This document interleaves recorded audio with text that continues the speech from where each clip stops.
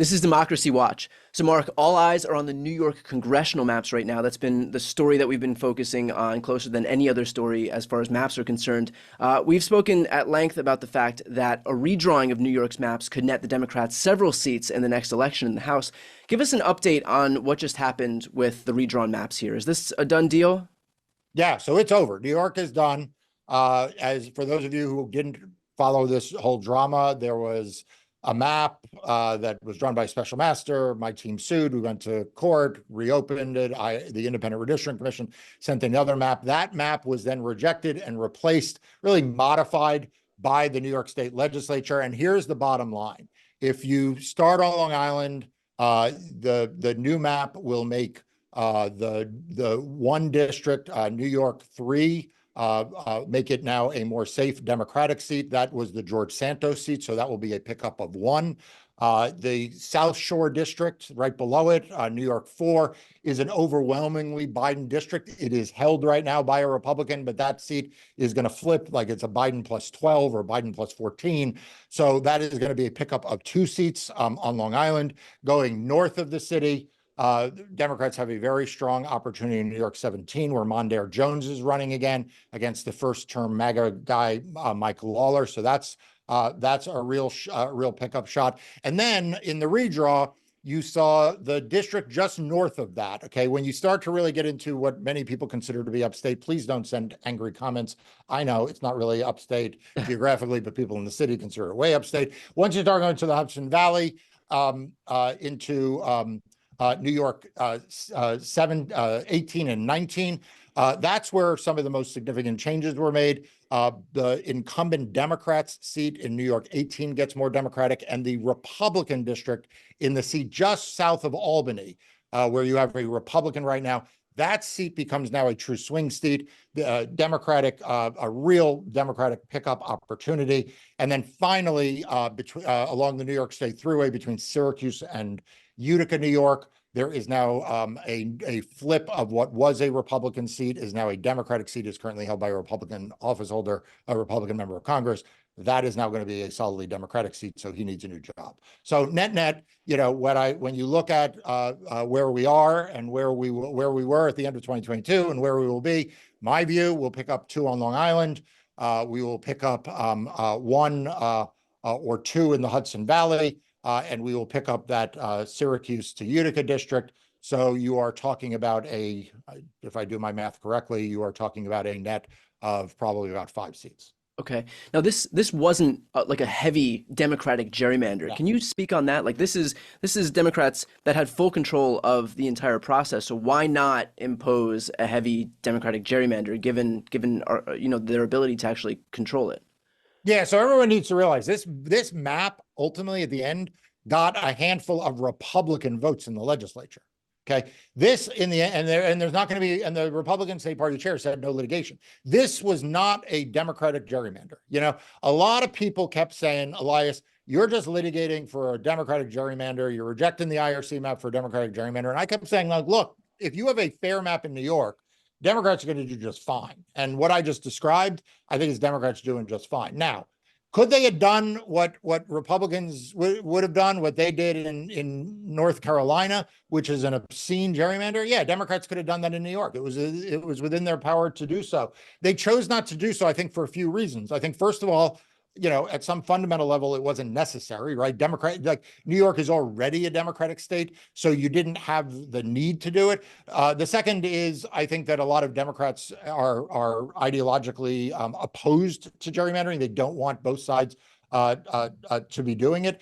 And then finally, you know, let's not forget, 2024 is going to be a presidential year in New York. So even some of the natural swinginess of some of these districts in a presidential year, they will perform pretty Democratic. And so it just wasn't as necessary to achieve the same numbers. You know, some of these districts may not be overwhelmingly Democratic. You know, they may not win by 8, 10, 12 points and make them non-competitive races. But at the end of the day, you know, when you look at the lineup, when you and I do a postmortem of the 2024 election, I'm not sure that the total seat count would have been all that different. If this map looks strikingly similar to the rejected Independent Redistricting Commission map, why go through all the trouble of rejecting that IRC map if you're going to effectively introduce a similar, if not close to the same map? So here's the thing, you can think of politics as a game of miles, yards, feet, or inches. And these changes were not changes to miles and yards. They were changes to feet and inches. But politics is usually decided by feet and inches, right? So, you look at, for example, the changes on Long Island that I mentioned. Swazi won that district in the special. But, everyone going into that special thought this was going to be super close, and it could be. So making that district slightly more democratic, it may not mean that he wins again by 8 points, but he may win by 3 points, but like that's enough. Right. You look at the districts that I mentioned as you go up the New York State Thruway. I'm trying to be visual for people. Up the Hudson Valley, the Ryan district in 18, the Lawler district in 17, just south of that, that's in Rockland County, and then the district, the Republican-held district right now. Each of those were very, very close elections. Mike Lawler won in a nail biter, the Republican in 17. Ryan won, 3-4 points, but it was close. That district south of Albany is held by a Republican, but it's a close district. So even relatively small changes to, in this case, that the New York 19, brings what was a Republican seat in a presidential year, probably enough to make it Democratic. Same with the Syracuse seat.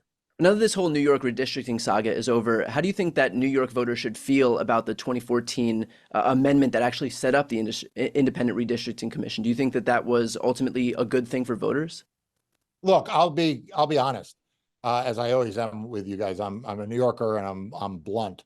I didn't support the New York Redistricting Commission. By the way, I didn't support the Virginia one either. And I think that you could credibly say in those two states, the process of the Independent Redistricting Commission actually led to less fair maps than Virginia would have otherwise had, and less fair maps than New York would have otherwise had. And so you have this asymmetry in this country in which democratically controlled states set up these redistricting commissions, which create a series of traps and frankly wind up with maps that are not reflective of the states. And in Republican states, they just ignore them. Look at Ohio. How many times did we talk about the redistricting commission in Ohio where the Republicans were like, oh, we're not going to pay attention to what the courts say. So I was not a fan of the New York Redistricting Commission then. I'm still not a fan of the New York Redistricting Commission because honestly, it is the legislature in New York has proven itself capable of drawing maps that are not grotesque gerrymanders. As I said, in some ways, you don't see hugely partisan gerrymandered maps in states that are very red or very blue. Now, in the very red states, we have seen maps that have been racial gerrymanders, right? So, or violations of the Voting Rights Act, where they discriminate against Black voters. But, the places where we see the greatest abuses of partisan gerrymandering are places like Wisconsin and North Carolina, states that actually, and even Ohio, states that are like 55-45 or closer, where Republicans have just skewed them to be way outliers. In states that are already really, really red or really, really blue, these redistricting commissions are not necessarily a good thing. So I applaud the legislature in New York for having, the ability to reject that map and pass a new one. I'm proud of the work that my legal team did to strike down the prior court-drawn map and have there be a new process. As I was proud of the work that we did in Virginia. But I think that Democrats need to understand that when people say everyone gerrymanders, it's actually not true. I mean, it's sort of like saying, that everyone, consumes a certain product. Some people consume a lot of it, and some of it people consume little of it. And Republicans gerrymander in a whole different way than Democrats. So applying a one-size-fits-all solution to that, to states like New York that actually don't have a history of gerrymandering. Before 2014, there wasn't a big Democratic gerrymander in place. I just think was unnecessary and made things more contentious and complicated than it needed to be. And by the way, you just mentioned that your firm intervened to prevent unfair maps in both New York and Virginia. So for anybody watching right now, if you're looking to support the work that Mark and his team do, all that he asks is that you sign up for DemocracyDocket. It's the free news outlet he founded to focus on everything voting in elections. I'll put the link on this screen and also in the post description of this video. It's a great resource, by the way, and it's one that I use on a daily basis. Mark, can you give us an update on where the congressional maps could still change before 2024 and which states we may want to keep an eye on as we head toward this election and closer to the end of this decade? Yeah. So for this election, there are still a handful of places that I am watching closely. Number one, people should not give up on Wisconsin congressional. I think a lot of folks who were not paying attention woke up one day a couple of weeks ago and were like, whoa, there are now fair state legislative maps in Wisconsin. And my firm reopened a state Supreme Court case, filed a petition for the Wisconsin State Supreme Court to now do the same thing here and order new maps in Wisconsin for 2024. So, I think that is probably the place that people would be that would have the greatest impact, that people are not focusing on, and they should be. The other is Florida. Florida, we are before the state Supreme Court fighting for an additional Black opportunity district there, one that was held by Representative Al Lawson. That case is before the Florida Supreme Court. We won at the trial court level before a Republican appointed judge. We lost to the Court of Appeals before 3 Republican appointed judges. And now we are before the state Supreme Court. So I think you could see, I would not be shocked to see something in Florida. And finally, there is a case that DemocracyDocket and the staff at DemocracyDocket will shoot me if I don't mention. There is a case in Utah that is just waiting on a decision. And so you could get a ruling out of Utah that case has been pending for some time now. And one other one, of course, is the one before the U.S. Supreme Court, right? U.S. Supreme Court is sitting on a South Carolina case that will decide whether or not Nancy Mace returns to Congress or not, to put it bluntly. The trial court 3-judge panel struck down that district as an impermissible racial gerrymander. The Supreme Court has heard oral arguments in that case last fall. So I fully expect that we will see a decision in that case in March. And if the Supreme Court upholds that ruling, then we will see we will see that district at least go from Republican to swing. And, it's interesting, Brian, because I know you're also a very, very astute political commentator. Nancy Mace has had a choice here. She either needed to get into the MAGA lane, because if the map does stay the same, then she needs to fend off a Republican primary from the right.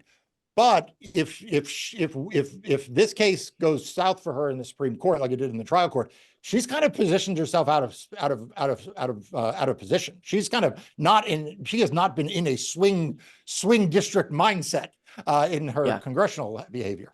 Yeah, just walking around with her scarlet letter T-shirt, and yeah, she fully drank the Kool-Aid there. Mark, let's finish off with this. You did mention Wisconsin. What is the status of whether that case? Are we waiting right now to see whether that case is going to be taken up, and what would that timeline look like?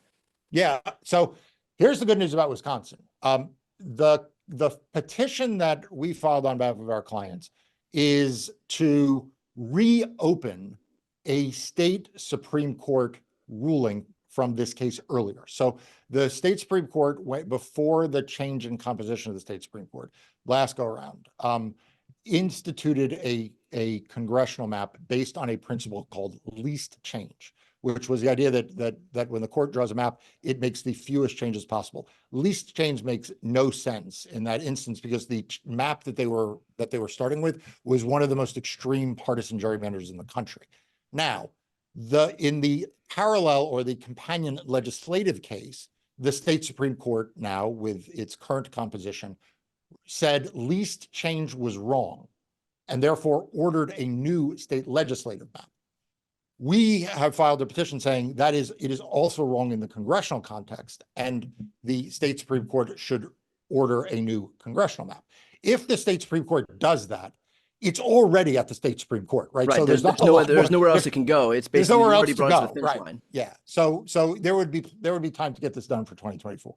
Okay, well, obviously we'll stay on top of this as closely as we can. Of course, another resource to be able to do that, again, is DemocracyDocket. So for those watching right now, if you want to be able to follow along with everything that happens in the courts, definitely make sure to subscribe. The link is right here on the screen. It's also in the post description of this video. I'm Brian Tyler Cohen. I'm Marc Elias. This is Democracy Watch.